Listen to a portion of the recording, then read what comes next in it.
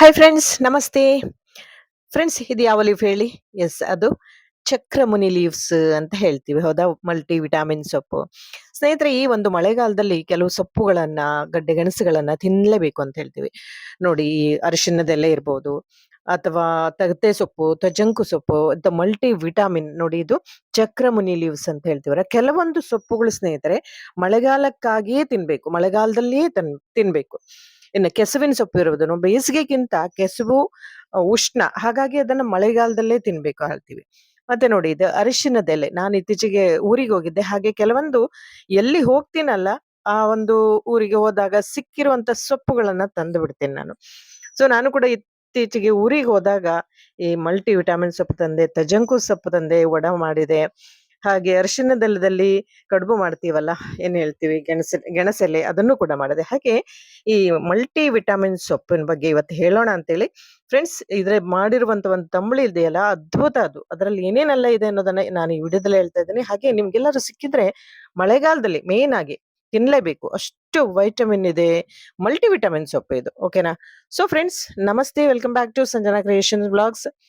First time ನೋಡ್ತಾ ಇದ್ರೆ ದಯವಿಟ್ಟು ಸಬ್ಸ್ಕ್ರೈಬ್ ಮಾಡಿಕೊಂಡು ವಿಡಿಯೋವನ್ನ ನೋಡಿ, ಹಾಗೆ ಕಂಪ್ಲೀಟ್ ಆಗಿ ನೋಡಿ. ಕೊನೆಯಲ್ಲಿ ನಿಮ್ಗೆ ಇಷ್ಟ ಆದ್ರೆ ಒಂದು ಲೈಕ್ ಮಾಡಿ ಅಂತ ಹೇಳ್ತಾ ಬನ್ನಿ ಈ ವಿಡಿಯೋವನ್ನ ಸ್ಟಾರ್ಟ್ ಮಾಡೋಣ. ಹೆಸರೇ ಹೇಳುವಾಗೆ ಇದು ಮಲ್ಟಿ ವಿಟಮಿನ್ ಗಿಡ.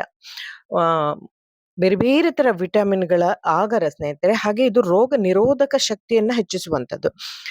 ಸೊ ಇದರಲ್ಲಿ ಬಿ-ಪಿ ಲೋ ಕೂಡ ಆಗತ್ತೆ, ಹೈ ಬಿ-ಪಿ ಇದ್ದವರಿಗೆ. ಸೊ ಈ ಮಳೆಗಾಲದಲ್ಲಿ ನಮ್ಗೆ ಒಳ್ಳೆ ಹಸಿರಿಂದ ಚಿಗುರು ಬರುತ್ತೆ. ಹಾಗಾಗಿ ಇದು ಮಳೆಗಾಲದಲ್ಲಿ ಮಾಡೋದು ಉತ್ತಮ. ಬೇಸಿಗೆಯಲ್ಲೂ ಕೂಡ ಮಾಡಬಹುದು, ಮಾಡಬಾರದಂತಿಲ್ಲ. ಬಟ್ ನೋಡಿ ಫ್ರೆಂಡ್ಸ್, ಇದನ್ನ ಆ ಸೊಪ್ಪನ್ನ ಸ್ವಲ್ಪ ಹುಷಾರಾಗಿ ನೋಡ್ಕೊಳ್ಳಿ. ಎಲೆಯ ಹಿಂಭಾಗದಲ್ಲಿ ಕೆಲವು ಹುಳಗಳು ಇರೋ ಚಾನ್ಸ್ ಇರುತ್ತೆ. ಅದು ಯಾವ ತರ ಅಂದ್ರೆ ಹಸಿರೇ ಇರುತ್ತೆ ಆ ಹುಳಗಳು. ಸೊ ಹಾಗಾಗಿ ಸ್ವಲ್ಪ ಕ್ಲೀನ್ ಆಗಿ ನೋಡ್ಕೊಂಡು ಎಲ್ಲ ಎಲೆ ಹಿಂಭಾಗದಲ್ಲಿ ನೋಡ್ಕೊಂಡು ಬಳಸ್ಬೇಕಾಗತ್ತೆ. ಇಲ್ಲಾಂದ್ರೆ ಇದು ವೆಜ್ ಹೋಗಿ ನಾನ್ ವೆಜ್ ಆಗ್ಬಿಡತ್ತೆ ಅಷ್ಟೇ. ಸೊ ಆ ತರ ಏನಾದ್ರೂ ಇದ್ರೆ ಸ್ವಲ್ಪ ಬಿಸಿ ನೀರಲ್ಲಿ ತೊಳ್ಕೊಳ್ಳಿ.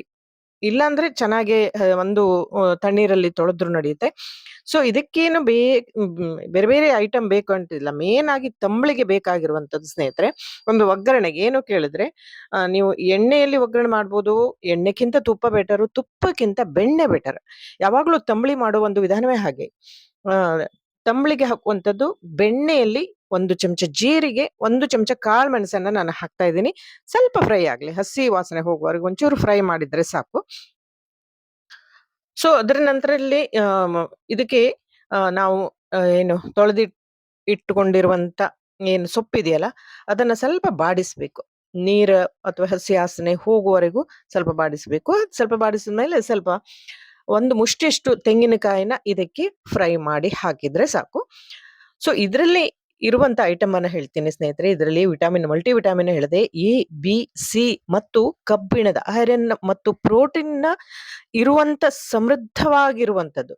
ಹಾಗಾಗಿ ಇದು ನಮ್ಮ ದೇಹಕ್ಕೆ ಪೌಷ್ಟಿಕಾಂಶ ಕೊರತೆಯನ್ನ ನೀಗಿಸಲು ಇದು ಸಾಧ್ಯ ಆಗುತ್ತೆ. ಹಾಗೆ ಹೇಳಿದೆ, ರೋಗ ನಿರೋಧಕ ಶಕ್ತಿಯನ್ನ ಹೆಚ್ಚಿಸುತ್ತೆ. ಹಾಗೆ ಇಮ್ಯುನಿಟಿ ಪವರ್ ಅನ್ನ ಜಾಸ್ತಿ ಮಾಡುತ್ತೆ ಸ್ನೇಹಿತರೆ. ನಾವು ಏನ್ ಹೇಳ್ತೀವಿ, ಸಿಟಿಲಿ ಇದ್ದ ತಕ್ಷಣ ಆ ಹಣ್ಣು ಈ ಹಣ್ಣು ಹೇಳ್ತೀವಲ್ಲ, ಆದ್ರೆ ನಾವು ಪ್ರಕೃತಿಯಲ್ಲಿ ಸಿಗುವಂತ ಇಂಥದ್ದು ಒಂದು ಏನು ಸೊಪ್ಪು, ಗಡ್ಡೆ ಗೆಣಸುಗಳು ತಿಂದ್ರೆ ನಾವು ಆ ಒಂದು ಸಿಟಿಲಿ ಸಿಗುವಂತ ಮಾರ್ಕೆಟ್ ಅಲ್ಲಿ ಸಿಗುವಂತ ಹಣ್ಣಿಗಿಂತನೂ ಜಾಸ್ತಿ ನಾವು ನಮ್ಮ ದೇಹ ರೋಗ ನಿರೋಧಕ ಶಕ್ತಿಯನ್ನ ಹೆಚ್ಚಿಸಬಹುದು. ಸೊ ಇದನ್ನ ಸ್ವಲ್ಪ ತಣದ ಮೇಲೆ ನೈಸ್ ಆಗಿ ರುಬ್ಕೋಬೇಕು. 1 ಸ್ಪೂನ್ ಉಪ್ಪನ್ನ ಹಾಕಿದೆ.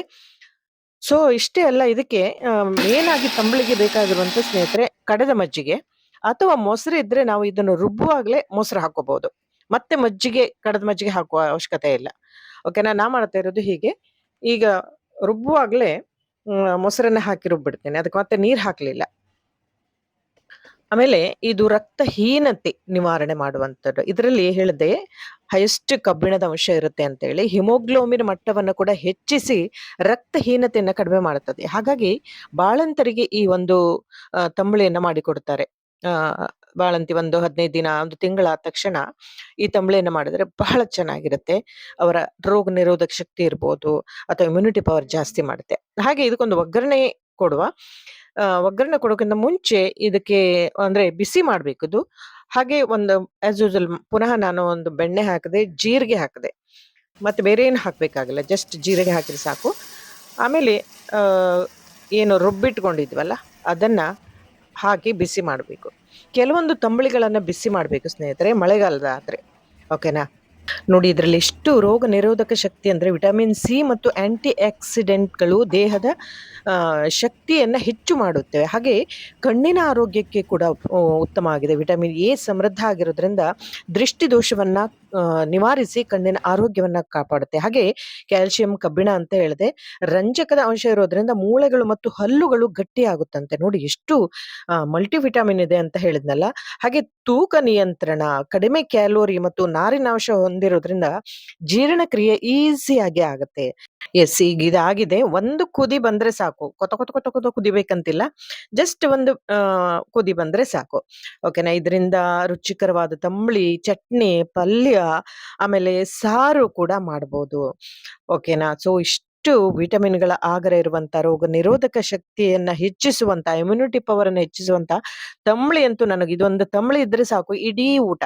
ಸೊ ಇದಕ್ಕೆ ಒಂದು ಮೇನ್ ಆಗಿ ನನಗೆ ಒಂದು ಉಪ್ಪಿನಕಾಯಿ ಮಿಡಿ, ಅಪ್ಪೆ ಮಿಡಿ ಉಪ್ಪಿನಕಾಯಿ ಇದ್ರೆ ಅಂತಲ್ಲ, ಅದು ಅಮೃತ. ಒಂದು ಬೇರೆ ಏನು ಬೇಡ. ಸಾರು, ಪಲ್ಯ, ಅದು ಇದು ಹೇಳೋ ಹಂಗೆ ಇಲ್ಲ. ಈ ಮಳೆಗೆ ಬೋರ್ಗರೆಯೋ ಮಳೆಗಲ್ಲಿ ಹೊರಗಡೆ ಚಳಿ ಚಳಿ ಇದ್ದಾಗ ಈ ಬಿಸಿ ಬಿಸಿ ತಂಬಳಿ ಊಟ ಮಾಡಿದ್ರು ಉಂಟಲ್ಲ, ಎಷ್ಟು ಒಳ್ಳೇದು ಅಂತ ಹೇಳಿದ್ರೆ ಸ್ನೇಹಿತರೆ, ನಿಮಗೆಲ್ಲರೂ ಸಿಕ್ಕಿರೆ ಈ ಒಂದು ತಂಬಳಿಯನ್ನ ಖಂಡಿತ ಮಾಡಿ. ಹಾಗೆ ರೋಗ ನಿರೋಧಕ ಶಕ್ತಿಯನ್ನ, ಇಮ್ಯುನಿಟಿ ಪವರ್ ಅನ್ನ ಹೆಚ್ಚಿಸಿ ಅಂತ ಹೇಳ್ತಾ, ಮುಂದಿನ ವಿಡಿಯೋದಲ್ಲಿ ಮತ್ತೊಂದು ವಿಶೇಷವಾದ ವಿಷಯದೊಂದಿಗೆ ಬರ್ತೇನೆ. ಎಂದಿನಂತೆ ಇಂಥ ಆರೋಗ್ಯಕರವಾದ ಆಹಾರವನ್ನ ಸೇವಿಸಿ ಹೆಪಿ ಆಗಿರಿ ಅಂಡ್ ಹೆಲ್ದಿ ಆಗಿರಿ. Thank you. ಮುಂದಿನ ವಿಡಿಯೋದಲ್ಲಿ ಮತ್ತೆ ಸಿಗುವ ಮತ್ತೊಂದು ವಿಶೇಷವಾದ ವಿಡಿಯೋದೊಂದಿಗೆ. ನಮಸ್ಕಾರ.